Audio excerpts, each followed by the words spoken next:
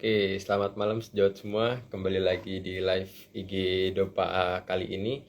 Jadi malam ini kita akan bahas mengenai cara memanage dan juga prioritas waktu berbisnis di tengah kuliah sama organisasi. Nah, kita sabar dulu yang sudah bergabung ada Kak Sofi sama Alif Yakuswandi. Oke.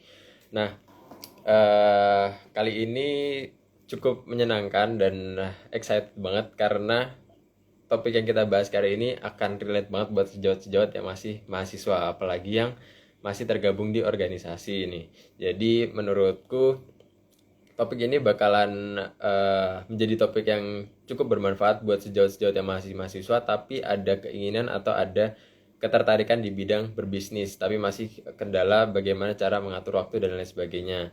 Nah, harapannya setelah dengan adanya live IG kali ini, sejawat-sejawat yang masih mahasiswa dan yang berorganisasi itu mendapat insight atau wawasan atau ide-ide baru nih, gimana sih caranya berbisnis sambil berkuliah dan juga kesibukan-kesibukan yang lainnya seperti itu. Nah, di narasumber yang kali ini kita akan ngobrol-ngobrol bareng Kak Sofira, yaitu mahasiswa kedokteran yang juga memiliki bisnis di bidang pakaian dan juga memiliki beberapa jabatan dan pengalaman di bidang keorganisasian nih.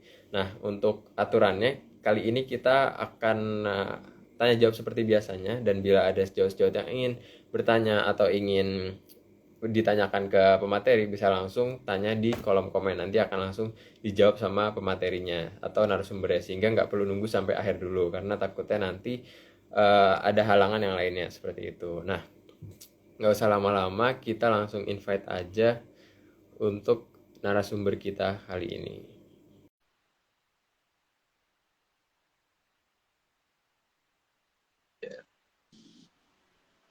Oke, selamat bergabung Kak Sofi.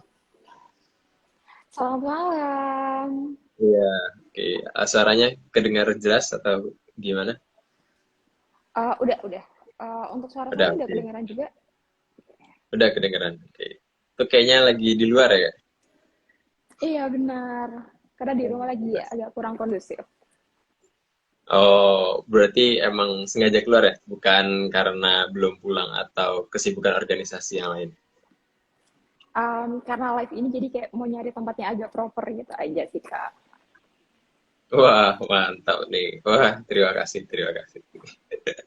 Oke. Nah, gimana kabarnya Kak Sofi hari ini? Kabarnya alhamdulillah baik. Tadi habis selesai kuliah di jam 5 dan ya sekarang lagi fase-fase me time dan solo aja.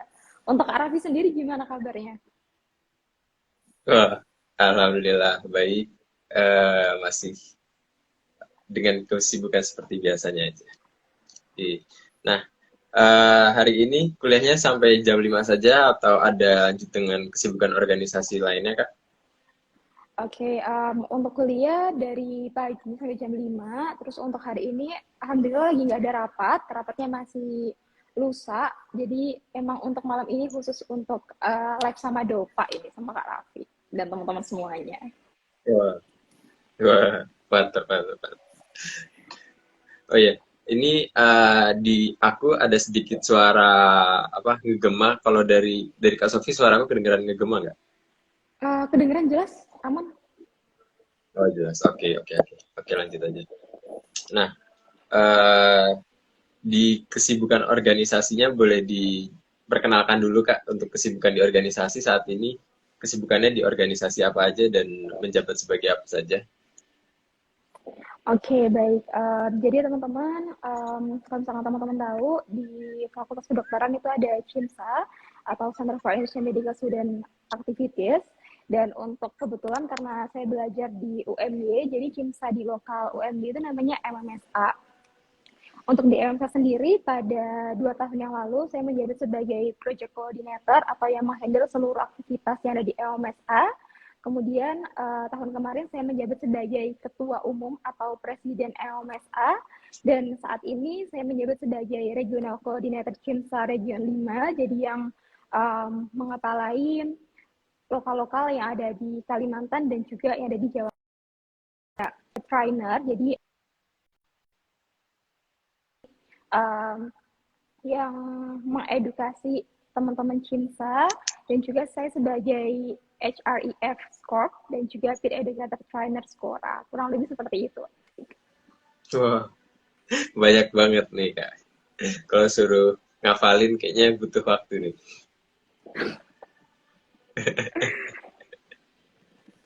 Nah, kalau di luar organisasi sendiri, sekarang kesibukan berkuliahnya apa nih? Sedang nyusun skripsi atau ada kesibukan yang lainnya?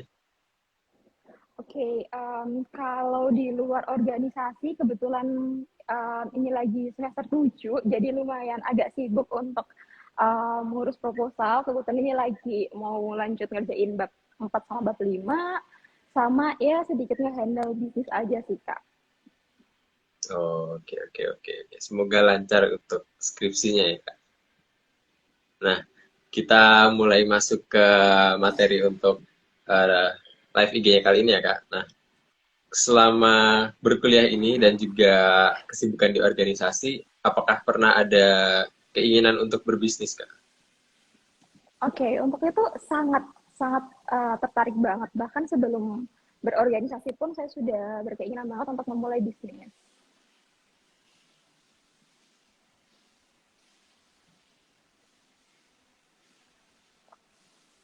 Oke. Halo, Kak Raf. Nah, oke, oke. Sorry.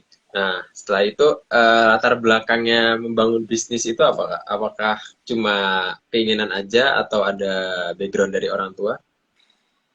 Oke, sebenarnya ini just clarify dulu ya, untuk keluarga aku nggak ada background bisnis apapun, dan ini emang pure keinginan dari diri aku sendiri. Sebenarnya dulu waktu SMA itu udah tertarik banget dengan bisnis, kayak udah mulai ikut penyuluhan-penyuluhan entrepreneur dan yang lain-lainnya, udah pernah ikut lomba dan juga nyusun, dulu pernah di FNB gitu. Nah, karena kita udah selesai SMA, udah bisa-bisa kuota juga, jadi itu agak nggak bisa kita lanjutkan. Kemudian waktu kuliah ini, waktu ngamatin di sekitar UMJ, kayak, aduh kok kayak pengen banget ya punya bisnis. Rasanya tuh kayak, iya kayak, aku nggak mau banget nih kalau misalkan besok aku cuma punya satu profesi aja gitu. Pengennya kayak punya penghasilan yang apa ya, nggak cuma dari dokter aja gitu. Nah habis itu mulailah untuk coba untuk cari-cari referensi, dan kebetulan juga baca-baca self development books, dan di situ kayak ada sesuatu yang ngeh banget, kayak misalkan kamu di umur 20 tahun, apa yang mau kamu buat, apa yang mau kamu lakuin, yang ngebedain kamu dengan orang lain itu apa gitu. Nah, dari situ mulailah untuk kok rasanya umur 20 tahun cuma berkecimpung di organisasi sama ke dokter aja kok rasanya masih kurang gitu. Kayak masih ada banyak spare waktu aku yang bisa aku manfaatin lagi gitu. Nah, dari situ mulailah untuk pengen coba sesuatu berbisnis walaupun kecil-kecilan, tapi ya setidaknya kita udah melewati tembok untuk mencoba dulu gitu, daripada idenya cuma di otak aja gitu sih Kak, kurang lebih. Iya, bener banget. Soalnya aku juga pernah denger tuh ada quotes yang bilang kalau ngelakuin atau mulai bisnis selama 20 menit itu jauh lebih baik daripada cuma mikirin bisnisnya selama 20 jam gitu. Jadi Benar. dijalanin aja dulu gitu kan. Nah, meskipun di samping itu juga kesibukannya pasti sibuk banget di organisasi kan dengan banyak posisinya tadi itu. Nah, dari mulai bisnis itu hasilnya gimana, Kak? Apakah sudah memuaskan atau seperti apa selama ini? Oke, jadi untuk hasilnya ini, karena memang ini juga baru kita rintis, masih belum 1 tahun ya teman-teman. Jadi untuk hasilnya juga masih belum kita capai maksimal. Tetapi di sini kita bisa melihat gak grafiknya tuh kayak fluktuatif gitu. Terutama karena ini bergerak di bidang pakaian, jadi bisa dibilang untuk pendapatannya itu melonjak ketika mau hari raya Kak. Jadi kayak misalkan Ramadan atau mau Idul Fitri itu um, ada beberapa banyak, lebih banyak yang order gitu daripada hari-hari biasanya gitu. Oh, jadi emang eh, lebih ke season ya? Jadi tergantung musimnya? Atau juga sudah mulai merencanakan strategi yang bisa lebih ke sustainable dalam jangka panjang? Nggak cuma musiman aja? Oke, sebenarnya ini tuh kita nggak cuma musliman aja, ini juga teman-teman kalau misalkan mau order produk dari For Hijrah itu kapanpun bisa, karena kita emang ready stock. Nah, tetapi emang kalau misalkan kita melihat jangkauan pasar, emang kebanyakan dari teman-teman itu mengordernya waktu mau hari raya Idul Fitri ataupun Idul Adha, karena kan kita backgroundnya juga lebih ke packaging yang hijrah gitu, tapi juga sekarang udah mulai mencoba untuk um, membuat pakaian-pakaian yang emang itu sering dipakai untuk teman-teman kuliah gitu. Jadi kita bisa fleksibel juga gitu sih Kak. Sekarang lagi coba untuk brainstorming terkait desain-desain yang lebih luas lagi. Oh, berarti sudah mulai meluaskan marketnya ya, lebih ke menyesuaikan dengan tren pakaian sekarang juga ya. Benar-benar. Iya. Nah, kalau boleh tahu tips atau strateginya biar bisa mengikuti tren itu gimana sih, Kak? Oke, ini sebenarnya cukup menarik ya, dan ini alhamdulillahnya aku dapatkan juga dari organisasi teman-teman, jadi nggak pure cuma dari baca buku atau yang lainnya aja. Jadi yang pertama kita harus assessment dulu. Kita harus mencari apa yang sebenarnya dibutuhkan oleh pasar. Dan alangkah lebih baiknya lagi kalau teman-teman itu udah bisa menentukan target pasar apa yang akan teman-teman tuju. Misalkan untuk For Hijrah sendiri, packaging kita tidak hanya menjual satu produk, tapi kita menjual emosi dan juga branding itu sendiri. Jadi misalkan untuk For Hijrah ini, dari kami pengennya kita mau membuat suatu pakaian yang fashionable, tetapi nggak membosankan. Karena kan biasanya cenderung kalau untuk hijrah gitu kayak, aduh kok pakaiannya kayak ibu-ibu banget ya gitu. Nah, padahal nggak seperti itu. Nah, makanya kita di sini mau menjual emosi itu, branding itu ke teman-teman yang lainnya. Nah, untuk target pasarnya apa? Target pasar kami yaitu lebih ke um, kaum remaja dan juga sampai ke ibu-ibu gitu. Nah, jadi di sini teman-teman harus nentuin dulu target pasarnya apa, teman-teman assessment dulu gimana kondisi di pasar, kemudian barulah teman-teman rancang kira-kira teman-teman mau membuat produknya itu seperti apa, kemudian range harganya itu seperti apa gitu. Karena ada beberapa misalkan nih teman-teman itu targetnya mahasiswa, tapi um, harga yang teman-teman jual itu tuh kayak udah harganya orang pekerja banget. Nah, itu tuh agak kurang masuk akal ya teman-teman. Itu nggak nyambung untuk target pasarnya. Jadi yang pertama itu tadi sih Kak, kita harus assessment dulu, kita harus lihat-lihat di kondisi pasar tersebut. Oh, oke, oke, oke. Kalau dilihat dari strateginya ini udah mantep banget nih. Nah, pasti kan udah ngerasain juga kan gimana rasanya mendapat cuan atau keuntungan dari situ kan. Nah, mau nanya gimana perasaan Kak Sofi sendiri setelah punya bisnis sendiri dan maupun kerja sama orang lain ya, tapi punya penghasilan sendiri sekarang pas masih mahasiswa ini gitu. Oke, gimana perasaannya? Of course pasti senang, walaupun itu kayak masih belum bisa nge-cover uang jajan bulanan ataupun uang SPP kedokteran di swasta ya teman-teman. Tapi setidaknya kayak ada rasa bangga terhadap diri sendiri gitu. Walaupun misalkan ngehasilin uang 50.000 ataupun 100.000, biasanya kayak, aduh aku udah bisa ngehasilin diri sendiri nih gitu. Dan sekarang jadinya kayak Ya. lebih bisa ngehargain uang sih Kak. Kayak misalkan dulu, misalkan ngafe, Hmm. kayak spend uang berapa kayak rasanya gampang banget. Sekarang kayak aduh ngehasilin uang segini itu susah loh gitu, jadi kayak lebih tahu manis pahitnya hidup gitu. Tapi kalau untuk yang lebih bisa menghargai uang emang bener banget sih kayak kalau udah tahu gimana rasanya nyari uang tuh kayak bisa lebih eman-eman gitu kayak mau ngeluarin uang Benar. meskipun juga tetap harus keluar uang untuk emang kebutuhan-kebutuhan yang sifatnya primer ya tapi kayak lebih eman-eman juga untuk hedon atau sebagainya gitu ya. Nah, Benar banget. eh, dari For Hijrah ataupun dari yang Reconnect itu selama ini pencapaian terbesarnya atau yang bisa ngerasa kayak wah ternyata bisa sampai level ini nih bisnisnya itu udah pernah sampai apa Kak? Mohon maaf Kak, ini yang reconnect atau yang berhijrah? Dua-duanya boleh atau salah satu tergantung kakaknya. Ini pencapaian ya. Ya. Oke, sebenarnya kalau untuk reconnect itu kayaknya agak nggak terlalu kita highlight di sini ya teman-teman, karena itu bukan suatu bisnis tapi lebih ke iseng-iseng aja untuk jadi content creator. Nah, untuk yang for hijrah itu sendiri pencapaiannya sebenarnya pencapaian lebih ke kepuasan terhadap diri sendiri aja sih teman-teman. Kayak misalkan dari dulu teman-teman tuh mendambakan untuk pengen pengen punya suatu brand, pengen punya bisnis, dan cuma bisa melihat aja gitu entrepreneur-entrepreneur yang ngasih materi, dan saat ini teman-teman udah bisa mempunyai bisnis sendiri, udah bisa punya brand sendiri, walaupun itu masih kecil-kecilan, dari yang mulai kita desain sendiri, kita cari konveksi sendiri, kita packaging sendiri, dan lain sebagainya. Jadi menurut saya pencapaiannya itu lebih ke bangga terhadap diri sendiri aja sih Kak, untuk menikmati prosesnya ini. Gitu. Iya, pasti kayak lebih kerasa proudnya misalkan ada yang beli terus laris dan lain sebagainya lebih kayak kerasa wah ini berhasil ternyata gitu ya kalau dilakuin sendiri. Benar.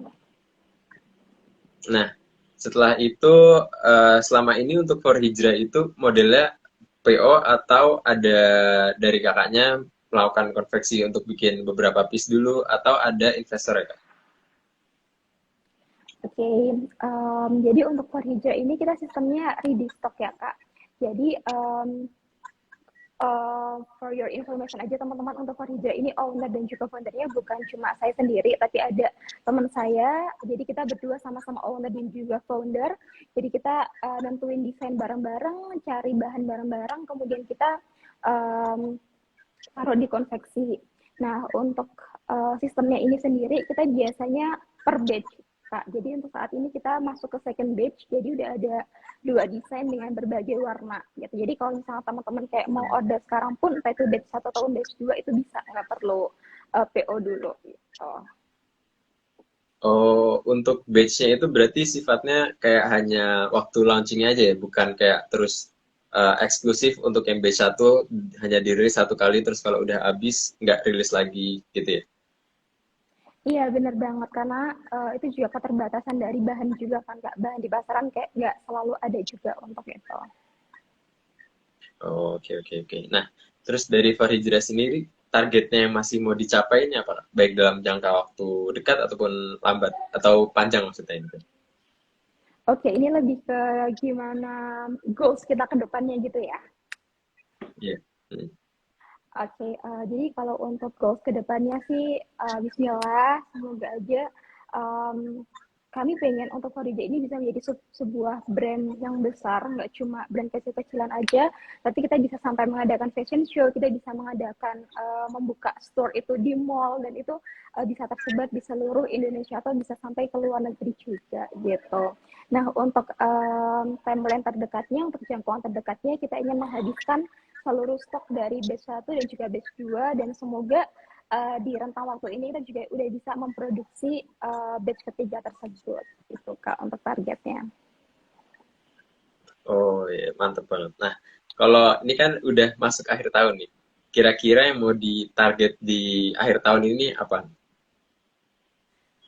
Untuk targetnya sendiri, untuk target penjualan ya, untuk target penjualan, yang pertama mungkin kita ini mau meningkatkan engagement dari sosial media dari Forhijrah, entah itu engagement di Instagram ataupun di TikTok atau di website. Dan selanjutnya kita ingin meningkatkan lagi penjualan dari Forhijrah, dan kita ingin mengevaluasi penjualan dari batch pertama dan juga batch kedua kita gitu, sebelum kita launching di batch ketiga. Nah, oke oke oke. Mantap banget. Semoga tercapai semua target-targetnya dan lancar semua. Terus untuk berhijrah ya, Kak. Oke. Nah, kan tadi udah bahas organisasi, udah bahas tentang bisnisnya juga. Nah, sekarang kita mix ya. Gimana sih cara ngatur kesibukannya antara bisnis, kuliah, sama organisasinya tadi itu? Oke, ini pertanyaan cukup unik ya teman-teman. Ya, aku juga udah sering banget dengar pertanyaan ini, gimana sih Kak cara bagi waktunya. Oke teman-teman, berita baiknya waktu yang kita miliki dan waktu yang Bill Gates miliki itu sama, sama-sama 24 jam. Nah, di sini perbedaannya waktu 24 jam tersebut teman-teman spend untuk apa gitu. Nah, berdasarkan buku yang aku baca ini terkait manajemen waktu, mostly beberapa orang yang membedakan orang tersebut sukses sama tidak sukses itu waktu yang mereka habiskan di waktu luang itu untuk apa gitu. Nah, sekarang sebelum kita lanjut pembagian waktu organisasi, akademik, dan juga bisnis ya. Sekarang gini deh, misalkan nih teman-teman punya waktu senggang 3 jam atau 5 jam waktu malam hari. Mas Raffi deh, Kak Raffi habiskan untuk scroll TikTok, kira-kira itu capek nggak Kak? Kalau misalkan seharian scroll TikTok aja gitu. Waduh, kalau TikTok nggak main, Kak. Oh, nggak main. Oh, oke. Kalau gitu game Nggak deh main. atau sosial media yang lain. Kira-kira capek nggak Kak? Oke. Anggap aja sosial media secara umum ya. Ya capek Benar. sih kalau terlalu lama. Oke. Nah, jadi outcome-nya itu sama teman-teman. Kita mau main-main capek, kita mau produktif juga capek. Nah, sekarang teman-teman tarik aja mana jalan yang itu sesuai dengan tujuan hidup teman-teman gitu. Nah, jadi kita sekarang ngomongin ke poin utamanya ya, bagaimana cara bagi waktunya. Simpel aja teman-teman, kita ada 24 jam, misalkan untuk akademik di kampus saya itu nggak bakal sampai melebihi jam 5. Jarang banget ada kuliah malam. Jadi ya udah pagi sampai sore dihabiskan untuk kuliah. Lalu biasanya untuk malamnya itu kita ada rapat organisasi. Nah, tapi rapatnya itu juga nggak setiap hari gitu. Dan saat di sela-sela pagi sampai jam 5 itu pun kita nggak full akademik. Nah, di situ kita bisa nyambi-nyambi, entah itu nyambi di organisasinya atau nyambi di bisnisnya. Nah, tetapi nggak munafik juga pasti ada waktu bentrok gitu. Jadi Kak Raffi ini ada sedikit fun fact. Dulu waktu mau OSCE atau ujian praktek dokteran, dan kebetulan Ya. juga di situ saya masih menjabat sebagai ketua organisasi yang sangat dibutuhkan banget ya di organisasi tersebut, entah itu mencari tanda tangan, mengambil keputusan dan yang lain-lainnya. Tapi kebetulan di bisnis juga itu kita lagi produksi, jadi lagi padat-padatnya gitu. Nah di situ pasti ada beberapa yang harus kita korbankan teman-teman. Nah kebetulan di sini karena kita emang baru hamin satu atau hamin 2 ujian gitu, jadi kayak aku agak mengorbankan sedikit waktu belajarku, tapi udah aku cicil jauh-jauh hari untuk coba untuk cek produksi dari Fort Hijrah tersebut. Nah di sini teman-teman prioritasin aja dari A, B, C, D, mana yang bisa teman-teman delegasikan, mana yang emang itu harus teman-teman lakukan gitu. Dan mana yang emang itu sesuatu yang urgent dan mendesak, mana yang urgent tapi nggak mendesak gitu. Nah, jadi itu ada sebuah tips and triknya juga Kak untuk manajemen waktu tersebut. Wah, menarik banget nih. Tapi ada sedikit tadi di akhir mengenai pendelegasian. Nah, pendelegasian di sini apakah di For Hijrah sendiri udah ada staff atau ada admin khusus gitu kan? Oke, jadi untuk Korija sendiri sampai sekarang kita masih menjalankan berdua, saya dan juga teman saya yang kita sama-sama anak kedokteran juga. Jadi untuk saat ini mulai dari desain, produksi, cek konveksi, admin, pengiriman semuanya masih kita lakukan berdua Kak, karena masih kecil-kecilan juga dan sambil iseng-iseng aja nih di tengah-tengah akademik sama organisasi gitu. Hopefully semoga besok kita udah bisa mempekerjakan orang. Amin. Oke, sedikit intermezzo aja ya Kak. Tadi kan kalau dilihat dari kesibukannya kan sibuk banget nih. Nah, sebenarnya untuk mahasiswa kedokteran itu ada sedikit ada peluang yang bukan sedikit sih, ini peluang yang bagus banget nih di DOPA. Jadi di DOPA ada program afiliasi. Jadi dari program afiliasi ini buat sejawat-sejawat termasuk yang di bidang kesehatan, kalau sibuk banget itu bisa banget untuk program afiliasi ini nanti cuma bikin link dari website kami itu nanti dengan membantu penjualan e-course maupun buku nanti akan mendapat komisi per produknya itu 50.000. Nah, itu kan lumayan banget kan kalau misalkan sehari bisa ngejual satu buku aja. Itu kan satu buku atau satu e-course. Itu berarti kan udah 50.000. Dikali sebulan udah 1.500.000. Itu kayak kalau buat mahasiswa kan untuk tambahan itu lumayan banget kan. Nah, Padahal nggak perlu waktu dan lain sebagainya. Jadi sedikit info aja kalau di program ada di DOPA ada program afiliasi ini gitu. Oke, oke, menarik mantep banget banget ya itu Kak. teman-teman. Boleh dicoba juga. Iya, apalagi buat yang mau nyari penghasilan tambahan tapi masih bingung mau bisnis apa kan bisa banget untuk afiliasi dulu gitu. Benar. Sambil ngumpulin modal buat bisnis lainnya gitu. Nah, kita lanjut aja ya Kak. Nah, tadi kan sudah sedikit dibahas mengenai ujian-ujiannya. Sedangkan saya juga kan sedikit tahu kalau di kedokteran itu hampir setiap hari ada pengambilan nilai kan. Misalkan nanti Selasa ada tutorial yang ada mini quiznya, Rabu ada praktikum yang ada pretestnya, posttestnya, terus juga ada skill lab yang ada pretestnya, terus nanti juga ada pengambilan-pengambilan lainnya kayak ujian dan lain sebagainya. Nah, itu pernah nggak sih Kak bentrok antara waktu waktu pas ujian itu sama waktu kebutuhan bisnis ataupun organisasi yang lainnya. Nah, itu gimana cara manage bisnisnya gitu Kak? Oke, ini pertanyaan cukup unik juga ya. Jadi kan untuk bisnis ini baru kita laksanain dua orang juga dan baru kecil-kecilan juga. Dan sementara di untuk akademik kita nggak bisa menghandle itu ya, kita nggak bisa mengatur-ngatur pengajaran. Nah sekarang kita otak-atik aja untuk bisnisnya ini. Biasanya aku dan juga teman aku kita coba untuk bikin timeline kak. Jadi misalkan jadwal akademik kita itu padatnya di misalkan praktikum itu di hari Selasa, Kamis, sama Sabtu. Ya udah untuk hari-hari itu kita agak skip dulu untuk bisnisnya atau enggak misalkan kita handle bisnis itu ketika malam hari gitu. Jadi emang prioritas pertama kita lebih ke akademik dulu aja karena emang saat ini kami sebagai mahasiswa kedokteran gitu dan untuk bisnis atau organisasi itu merupakan second choice gitu. Jadi kita fokus ke yang pertama dulu sih kak. Oh gitu. Jadi diurutin berdasarkan prioritas aja ya Kak. Benar. Nah, terus selama ini pernah nggak ada kayak keteteran sampai burn out lah kalau istilahnya zaman sekarang kan kayak yang satu lagi kegiatan ini, kadang yang bisnisnya ada kesibukan ini dan lain sebagainya sampai harus ketinggalan di beberapa bidang gitu. Oke, alhamdulillahnya untuk sampai ketinggalan di beberapa bidang, alhamdulillah enggak. Nah, tetapi mungkin saat di organisasi ya, karena kadang ada beberapa waktu yang emang kita dibutuhkan di dua-duanya. Nah, itu tadi teman-teman yang udah aku mention sebelumnya, pentingnya di sini teman-teman ngelihat skala prioritas gitu. Kalau misalkan emang yang di bisnis ini teman-teman masih bisa hold dulu, ya teman-teman simpan dulu, teman-teman kerjain nanti. Nah, kalau misalkan di organisasi, teman-teman bisa untuk mendelegasikan entah itu ke wakilnya teman-teman ataupun ke pengurus yang lain ya didelegasikan dulu gitu. Jadi ini kayak lebih ke pinter-pinter bagi waktu aja sih Kak. Dan kebetulan kemarin kan waktu saya menjabat sebagai ketua, pandeminya masih tinggi. Jadi mostly untuk rapat-rapat atau kegiatan itu dilaksanakan secara online. Jadi lebih gampang aja gitu untuk membagi waktunya. Jadi yang di bisnis saya terjun langsung ke lapangan dan untuk yang di organisasi saya handle melalui handphone atau laptop gitu. Oh, mantap, mantap.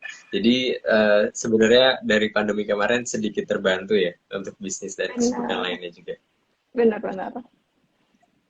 Oke, nah kalau misalnya nih, misalnya ada pilihan mau milih bisnis atau organisasi. Nah, ini mungkin agak sedikit sulit ya. Oke, kalau bagi saya, kenapa harus milih kalau misalkan bisa dua-duanya? Oh, dua-duanya. Nggak mengerucut ke salah satunya gitu.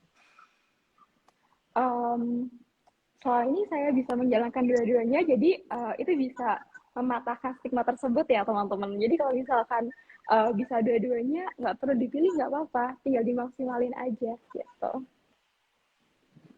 Oke, nah ini kan berarti milihnya dua-duanya nih. Nah, selama ini di bidang organisasi dan bisnis yang dijalanin tuh selama ini pernah nggak sih nemu peluang bisnis dari bidang organisasinya itu? Jadi misalkan digabungin tuh ada nggak? Wah, ini sangat ada banget. Jadi teman-teman, kalau misalkan teman-teman menganggap bahwa organisasi itu penghambat kesuksesan atau mengambil waktu teman-teman, menurut aku itu um, agak sedikit salah ya untuk perspektifnya. Bisa dibilang kak untuk dalam membangun bisnis ini ada banyak ilmu yang saya dapatkan di organisasi. Um, ini di sini saya bukan melihat organisasi itu sebagai ada beberapa poin yang saya ambil sebagai bisnis itu tidak ya, tapi ada banyak ilmu yang saya terapkan di bisnis tersebut. Misalkan tadi membuat timeline dalam siklus produksi itu saya dapatkan dari organisasi. Kemudian bagaimana cara untuk membagi waktu itu juga saya dapatkan juga di organisasi dan masih banyak lagi terkait manajemen emosi, kemudian bagaimana membentuk suatu brand yang bagus, harus assessment ke pasar dulu dan yang lain sebagainya itu tuh semuanya saya dapatkan dari organisasi gitu Kak Raffi. Oke, kalau organisasi kan mungkin beberapa orang masuk ke organisasi tujuannya untuk networking ya. Nah, selama ini dari Kak Sofi sendiri pernah nggak sih kayak dapat networking dari organisasi yang terus lanjut ke urusan bisnis gitu? Untuk itu pernah banget. Jadi untuk teman partner saya ini sebenarnya kita kenal juga tidak yang tiba-tiba kenal gitu enggak. Jadi emang kita organisasi di sesama prodi kebetulan beliau dari UKM di sebelah dan saya dari UKM di yang lain juga. Kemudian kita saling cocok, kita backgroundnya untuk passion juga sedikit sama dan akhirnya udah kita kolaborasi gitu. Oke, nah itu kan berarti kolaborasi dari organisasi ya. Nah, gimana nih tanggapannya Kak Sofi buat teman-teman sejauh di sini yang beralasan untuk nggak berbisnis karena organisasi atau karena sibuk kuliah gitu? Oke, di sini mungkin ada beberapa orang yang tingkat tekanan stresnya itu beda-beda ya Kak. Mungkin misalkan Iya. dengan padatnya rapat yang tiap hari itu bagi mereka kayak wah ini aku udah stressful banget nih, aku udah nggak kuat lagi, harus ke psikiatri, harus ke psikolog dan lain sebagainya. Tapi sometimes ada beberapa orang yang kayak wah ini bagi aku challenging banget nih, aku bisa ngedapetin banyak hal dan yang lain sebagainya. Nah mungkin di sini aku nggak terlalu bisa dan emang kita nggak bisa nge-compare satu orang dengan yang lainnya karena emang tekanan stres dan background dari setiap orang itu beda-beda. Tapi mungkin di sini yang bisa aku bilang ke teman-teman semuanya, terutama teman-teman yang emang punya niatan untuk memulai suatu bisnis, satu sih teman-teman, uh, tembok dari tidak melakukan apa-apa dan punya apa-apa itu cuma mencoba gitu. Jadi sekarang coba tanyakan ke diri teman-teman sendiri kapan mau mencoba tersebut dan teman-teman untuk 5 tahun ke depan, 10 tahun ke depan tuh mau menjadi apa gitu. Apakah organisasi saja itu sudah cukup bagi teman-teman untuk besok terjun ke masyarakat, untuk menjadi seseorang yang emang teman-teman dambakan, apakah itu sudah cukup apa enggak? Karena satu sih yang saya pelajari dari sebuah buku, kita adalah apa yang kita pikirkan gitu. Jadi kalau misalkan teman-teman ingin menjadi seorang pebisnis, ya do something yang emang cari tangga yang itu bisa mengarah ke tujuan tujuan dari teman-teman, entah itu tangganya dari organisasi dulu, kemudian merintis bisnis atau yang lain-lainnya, gitu kak. Oke, mantep banget nih. Yang cukup menarik yang tadi yang tembok gitu ya. Jadi kayak bisa buat renungan lagi buat teman-teman sejawat di luar sana yang mungkin masih ada beberapa alasan untuk memulai bisnis, padahal sebenarnya itu sebuah tembok yang bisa dilewatin gitu ya. Nah, Nah, untuk tips dan triknya nih buat teman-teman sejawat yang mau berbisnis, apakah? untuk teman-teman kedokteran ya lebih tepatnya ya. Ya, kesehatan. Oke, mungkin untuk yang pertama teman-teman tentukan dulu ranah bisnis teman-teman tuh apa, di F&B kah, di pakaian kah, atau di apa dahulu. Nah, kemudian teman-teman tentukan dulu branding dari bisnis ini tuh apa. Karena banyak sekali di luaran sana pebisnis-pebisnis maaf pebisnis-pebisnis pertama yang itu tuh nggak tahan lama teman-teman kan emang dari value dari brand mereka itu kurang gitu karena kita di sini bukan hanya menjual suatu barang tapi kita menjual suatu value atau emosi yang bisa kita transfer ke pembeli tersebut gitu. Jadi yang pertama tentukan produknya, yang kedua tentukan value-nya, yang ketiga tentukan target pasarnya, dan yang keempat yaitu coba dulu gitu. Saya sering banget dengar alasan kayak, aduh mana bisa uang saya nggak cukup gitu, saya mahasiswa, saya nggak ada uang untuk memulai bisnis tersebut gitu.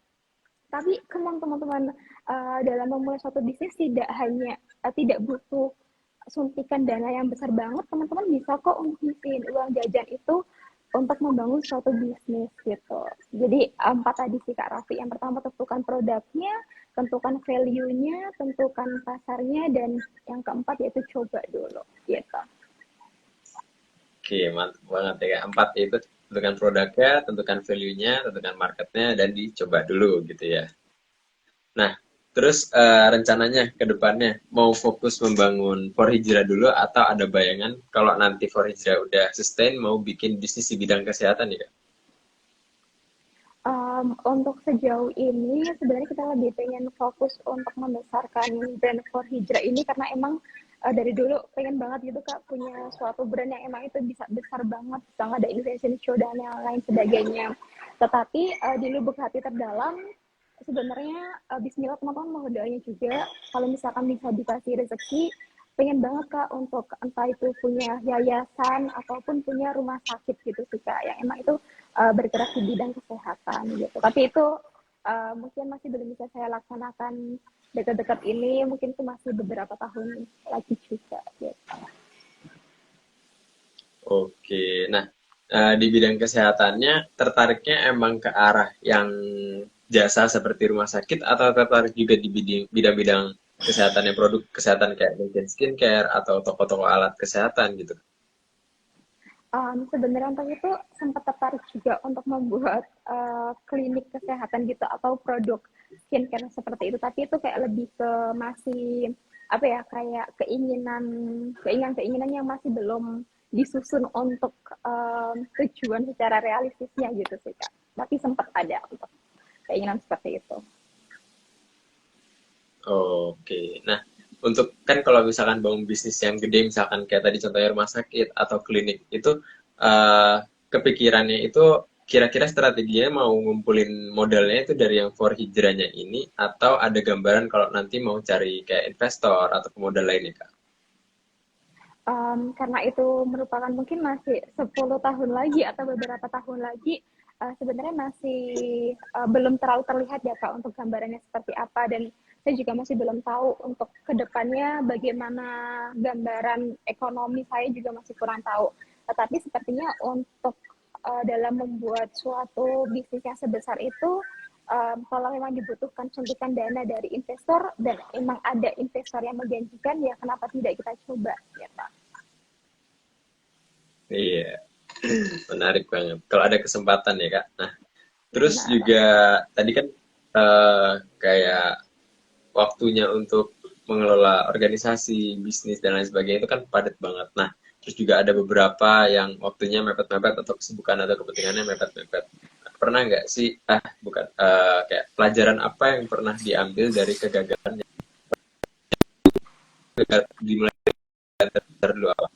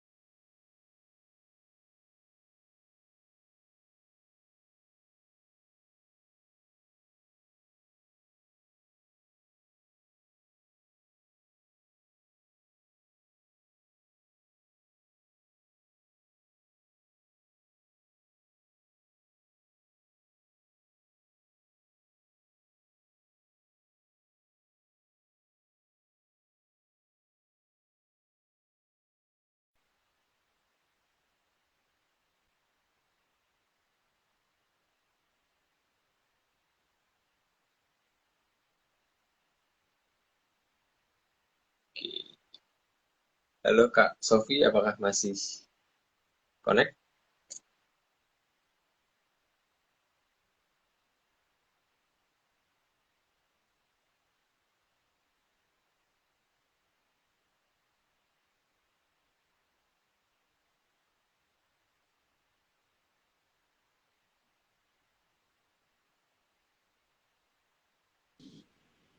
Oke, halo Kak Raffi. Oke. Tadi mungkin ada gangguan sinyal sedikit ya. Oke, Benar. gak apa-apa, kita lanjut aja. Ini tadi gimana? Kan sudah banyak pengalamannya nih. Kira-kira selama ini ada nggak sih pengalaman kegagalannya? Dan misalkan ada, itu pelajaran apa yang didapat dari kegagalannya itu, Kak? Oke, ini kegagalan dalam berbisnis ini ya Kak. Berbisnis. Nah, Oke, baik. Mungkin sejauh ini saya melihat ini bukan suatu kegagalan ya, tetapi suatu evaluasi yang bisa kita perbaiki lagi gitu. Mungkin waktu kita saat produksi batch pertama Kak, karena ini merupakan kita masih belum terlalu tahu juga gimana pola pasar. Kebetulan saat produksi batch pertama itu kita memproduksi 3 model baju. Yang bisa dibilang ini kita pure dari ide kita berdua gitu, kita masih belum terlalu melihat bagaimana kondisi pasar. Nah, dan kita juga produksinya udah agak lumayan banyak dan ternyata itu pasar kayak kita masih belum bisa menentukan kira-kira target pasar remaja itu maunya bajunya seperti apa ya gitu. Tapi kita udah mulai memproduksi gitu sih Kak. Jadi itu masih kita evaluasi dan alhamdulillah waktu batch kedua ini kita tidak melakukan kesalahan yang sama gitu. oh, iya, mantap. Jadi pelajarannya bisa banget untuk evaluasi ke depannya lagi ya, Kak, biar nggak ada Benar, masalah lagi dalam produksi di batch-batch selanjutnya. Nah, benar-benar. untuk pertanyaan penutup nih Kak, kira-kira untuk mahasiswa-mahasiswa kesehatan, kira-kira ada peluang bisnis apa saja sih yang bisa dilakuin sambil kuliah menurut Kak Sofi?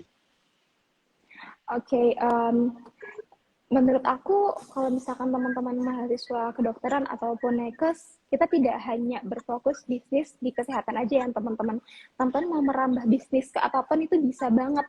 Karena kita membangun sebuah bisnis itu tidak harus karena emang kita bisa di bidang tersebut. Misalkan nih, banyak sekali pengusaha-pengusaha F&B yang mereka itu nggak bisa masak teman-teman, tapi mereka itu punya bisnis F&B. Nah, disitulah perbedaan antara pebisnis dan penjual. Karena kalau pebisnis, mereka menggerakkan orang-orang yang pintar di bidang tersebut untuk menjadi um, apa ya, kayak tim di bisnis mereka tersebut. Nah, jadi pesan aku untuk teman-teman semuanya, coba untuk lebih berpikir secara holistik, lebih berpikir secara luas, bisnis apa yang emang teman-teman sekiranya itu menjanjikan dan teman-teman emang passionate di bidang tersebut. Karena bisnis itu kita tidak hanya menjalankan 1 bulan 1 tahun, tapi semoga aja itu bisa sustain dan itu juga bisa menjadi kayak apa ya, personal branding dari diri teman-teman sendiri juga gitu. Jadi untuk satu pesannya, coba untuk cari sesuatu bisnis yang emang itu passion dari teman-teman, atau juga bisa terkadang bisnis itu tidak passion di bidang tersebut tapi emang kebetulan peluangnya ada Kak Raffi gitu. Jadi coba untuk digali dua tersebut, peluangnya apa, atau yang kedua teman-teman passionnya di mana gitu sih Kak. Oke, mantap banget. Mau nambahin info sedikit, mungkin selain passion dan juga ada peluang di mana, kalau teman-teman mahasiswa mungkin kan modalnya masih terbatas ya. Nah, mau bangun Benar, bisnis, tapi belum ada modal untuk nge-hire karyawan atau orang yang ahli di bidang yang dibutuhkan. Misalkan butuh untuk marketing, terus untuk hire karyawan atau staff marketing itu kan mungkin modalnya lumayan ya. Nah, mungkin kalau dari aku ngasih masukan aja, bisa kalau untuk belajar bisnis di awal itu di bidang yang udah dipelajari atau diperdalam dulu, misalkan di mahasiswa kesehatan mungkin untuk mulai bisnisnya, untuk ngumpulin modal bisa dari jualan alat-alat kesehatan, misalkan untuk OSCE dan lain sebagainya, itu kan kayak tiap angkatan butuh alat, apalagi untuk mahasiswa baru kan, itu kan kayak banyak banget tuh yang beli alat kesehatan atau beli buku-buku materi kayak Sobota dan lain sebagainya, atau kayak jualan yang kayak Just Lab gitu kan, entah 2 tahun atau 3 tahun itu pada beli lagi kan biasanya kalau udah rusak atau udah lusuh dan sebagainya gitu. Nah itu kalau untuk mahasiswa mungkin lebih affordable ya gitu. benar banget Kak. Nah Sebagai info penutup aja nih buat teman-teman sejawat, nanti tanggal 22 November tahun ini bakal ada Zoom meeting dari Dr. Odi. Dr. Odi ini founder dari Dopa Indonesia dan berbagai bisnis klinik lainnya. Itu akan menjelaskan mengenai step by step membangun bisnis dari modal nol hingga modal besar. Jadi bakalan dijelasin secara step by step. Dan ini Zoom meetingnya ini gratis untuk teman-teman sejawat. Jadi kuotanya hanya 50 peserta aja, langsung aja nanti kontak ke WhatsApp ataupun DM IG dari Dopa Indonesia ini, nanti bakalan diarahin untuk pendaftarannya gitu. Oke. Gitu aja info tambahannya Kak. Ada yang mau ditambahin Kak untuk pesan-pesannya buat peserta atau penonton kita malam ini? Mungkin untuk tambahannya, mulai sekarang teman-teman tentuin aja teman-teman mau menjadi orang seperti apa, dan yang tadi udah sempat saya mention, dicoba dulu, jangan takut untuk coba teman-teman. Jadi seperti itu sih Kak untuk tambahannya. Oke, mantap banget nih. Bakalan keinget-inget terus nih untuk pesannya untuk mencoba aja. Oke. Terima kasih Kak Sofi untuk kesempatannya dan kesediaannya untuk meluangkan waktu sampai dibela-belain ke nyari tempat yang kondusif untuk live IG malam hari ini dengan Dopa. Semoga sukses selalu untuk for hijrahnya dan juga untuk organisasi dan kuliahnya juga lancar terus, untuk skripsinya juga bisa segera sembahas juga. Amin. Amin. Oke, Terima kasih terima juga kasih. Kak. Terima kasih juga Kak Raffi dan juga Dopa yang udah mengundang saya di sini, dan terima kasih juga untuk teman-teman semuanya. Semoga sharing ini bisa bermanfaat ya teman-teman. Terima kasih Kak Raffi. Oke, terima kasih juga Kak Sofi. Insya Allah bermanfaat banget buat teman-teman mahasiswa. Sip.